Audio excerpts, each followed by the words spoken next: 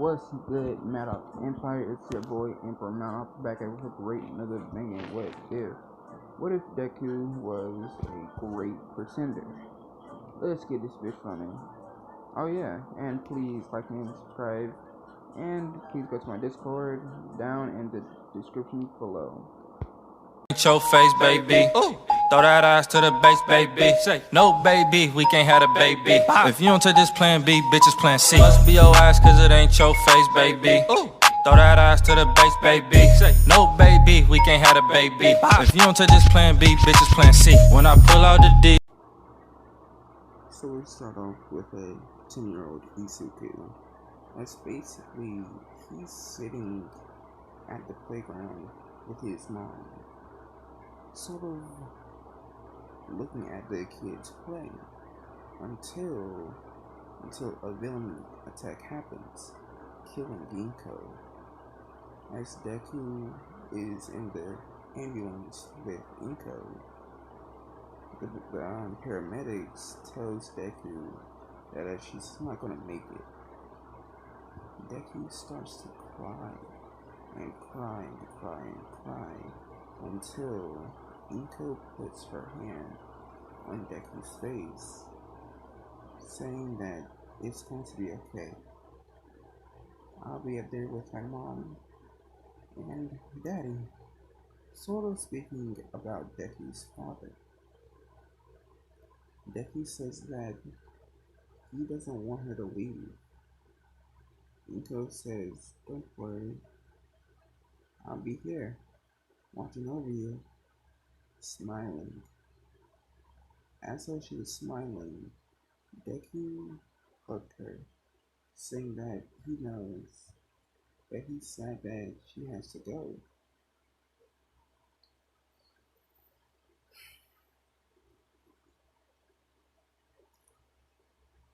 When Deku hugged her, Ginkgo passed away in his arms. The paramedics pulled Deku off, and they comforted Deku inside of the ambulance. As they got to the hospital, they had to Ginkgo's body to the morgue. And yes, the fucking morgue is serious fucking night. And don't ask me how I know, I just know. So yeah, they take Ginkgo's body to the morgue, and they keep it there under a special liquid, a liquid that sort of works as a stabilizer, like a, what's the word I'm looking for? I know it, dry ice. They basically have a liquid just like dry ice, and they pour it and sort of submerge the dead bodies in it to keep them like that for a long period of time. So we we skip to Deku. Deku's crying and crying inside of the lobby as he's really planning on doing the old cut. And to some of you who have done that, you should be seeking some help, and you need to be talking about this with your friend or family. Okay, so yeah. As Deku is thinking that he will see a boy by the name of Laurent come out of the morgue, and yes, Laurent was there visiting his dead mom too. So yeah. Laurent sees Deku crying and he thinks, I should probably go and check up on that kid. Laurent goes up to Deku and asks him what's wrong. Deku says that his mom died in a villain attack. As he said this, Laurent noticed something in his crew. You know what, fuck it. He basically noticed something in his peripheral. And if you're wondering why I studied on that, It's because I've never used that word before at all in my life. So, yeah. He sort of looked back and he saw the doctor, aka Dr. Yujiko, go on that motherfucker and bring out a dead body, aka his mom's body and Deku's. He sees this and he gets mad, but he's wondering what the hell is going on with the dead bodies. Laurent tells Deku to come with him. Laurent takes Deku to the back where Dr. Yujiko is. They both see Dr. Yujiko on the computer with a man with a black mask, aka All For One. They sat there and they listened to their conversation until All For One pointed something out. Where's the green headed boy? Speaking of Deku, Dr. Yujiko says that he's alive, but I do not know where he is. All For One cursed, saying that that boy is my child. I've lost my wife, Inko, and I do not want to lose him too. As he said this, the only thing you can hear in the back is a can being kicked, and that was Deku on an accident. Dr. Ichiko turned around and sort of walked back there, and he saw Laurent and Deku. Laurent picked up Deku and did the whole dash. Dr. Yujiko told All For One, I think I found your son, All For One. All For One was happy, but at the same time curious on what his child was. Dr. Yujiko looked at the monitor and he said, Oh, I think I know how to bring your wife back as well. Come down to the hospital and we can discuss business and payment.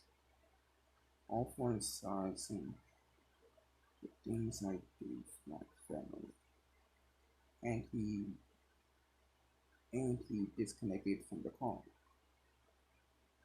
And and we get back to Deku and Laurent right now running. Laurent is on the phone with a great friend of his, aka a person who works at City Hall.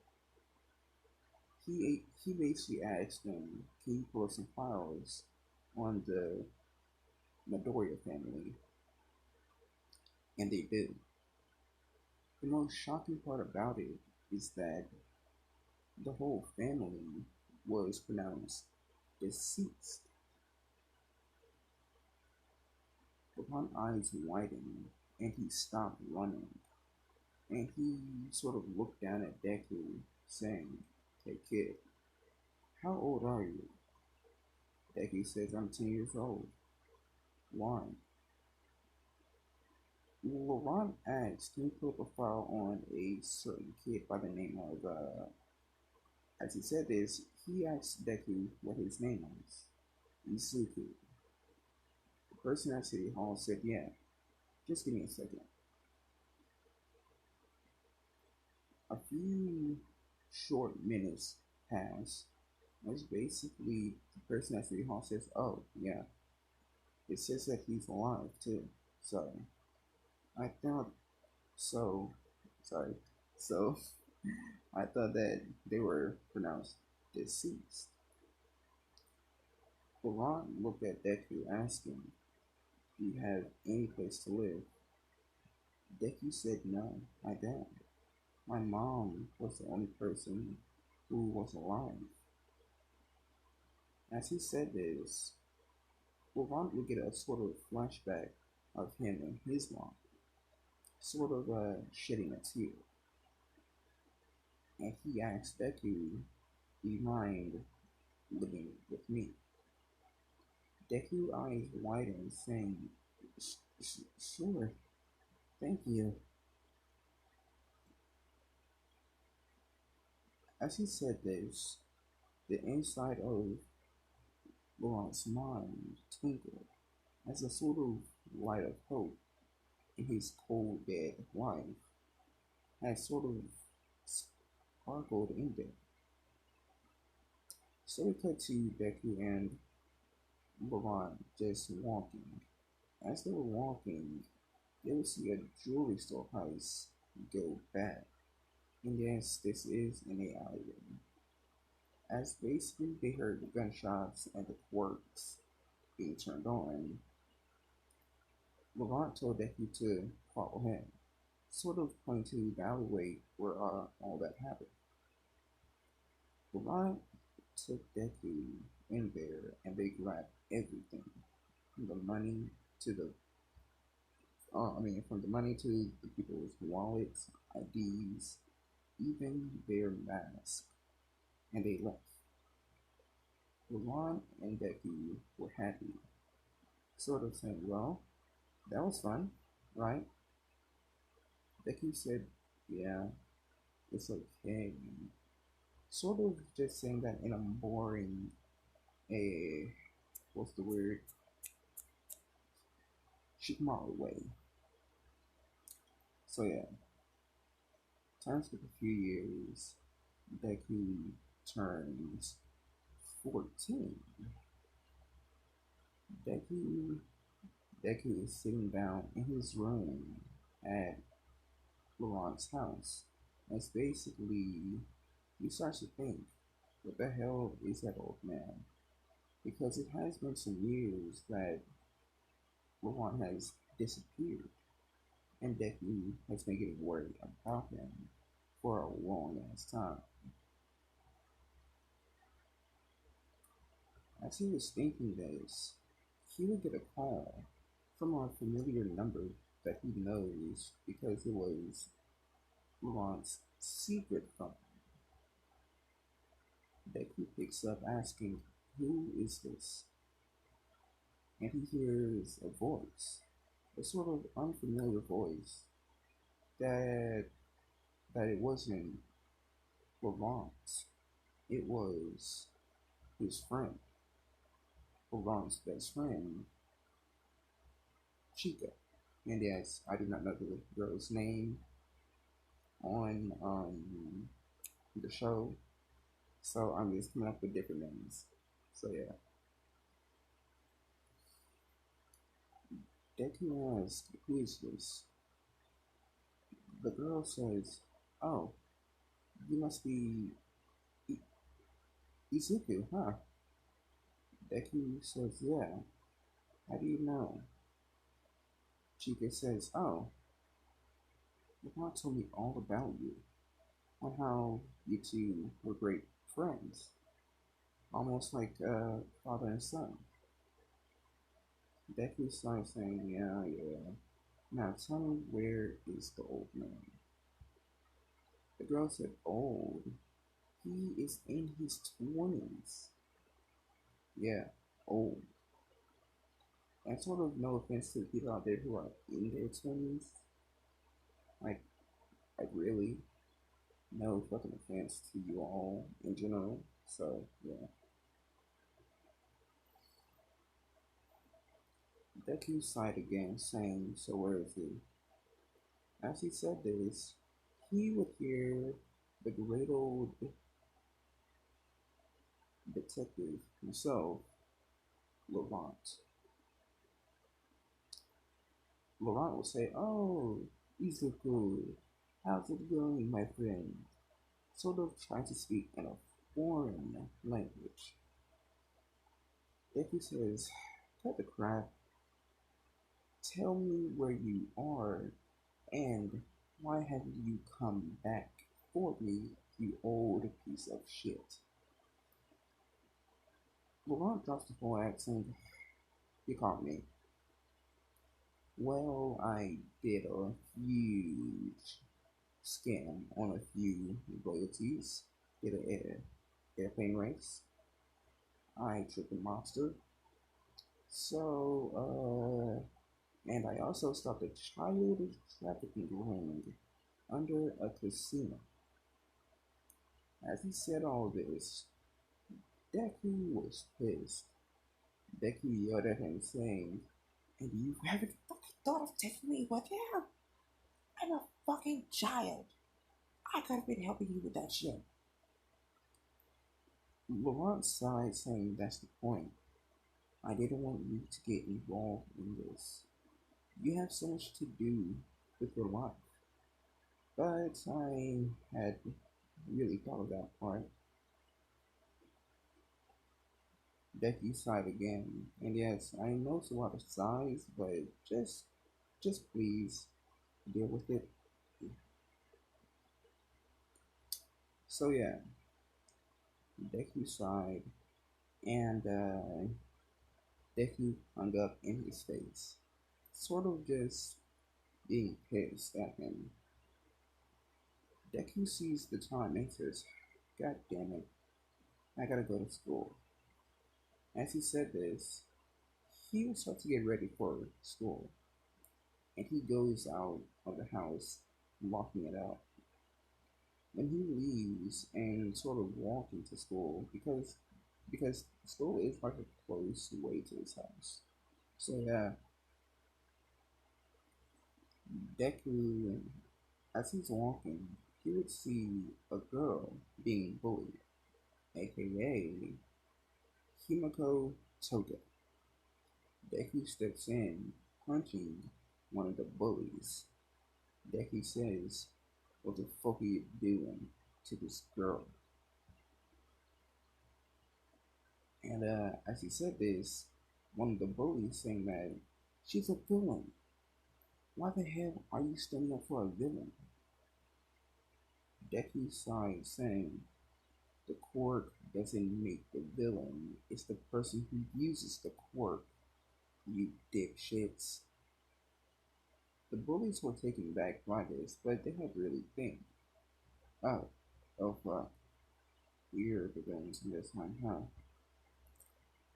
So, as they were really thinking this, they started to apologize to Toga.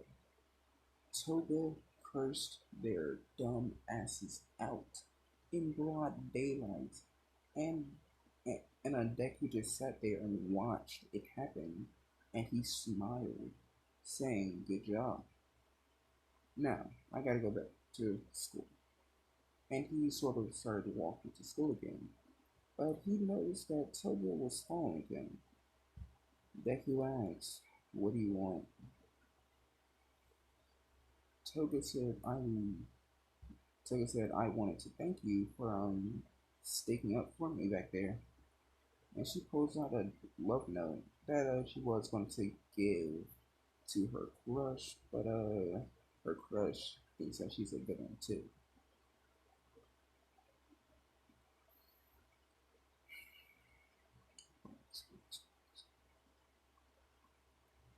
So here, says Toga.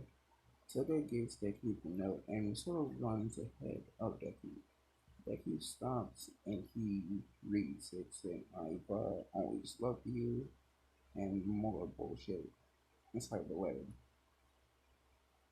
So Deku gets done reading and he puts it in his pocket and he grabs his phone and his AirPods and he just starts walking again to school.